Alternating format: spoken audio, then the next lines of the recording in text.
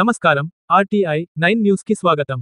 మెదక్ జిల్లా నర్సాపూర్ మండలంలో ఈ నెల పెన్షన్ రాకపోవడంతో వికలాంగులు, వితంతువులు, బీడీ కార్మికులు ఆందోళన వ్యక్తం చేస్తున్నారు. ఈ నెల 27 రోజులు గడుస్తున్నా నేటికి అధికారులు పెన్షన్ పంపిణీ చేయడం లేదని ఆవేదన వ్యక్తం చేశారు.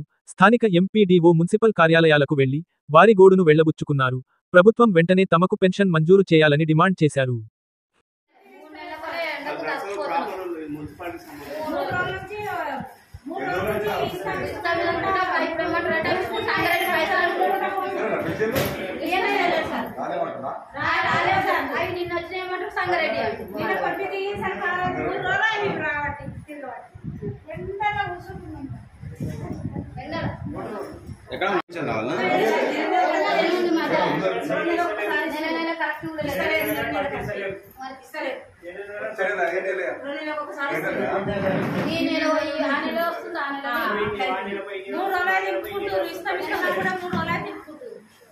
మీ సంగారెడ్డి పైసలు రాలేవు.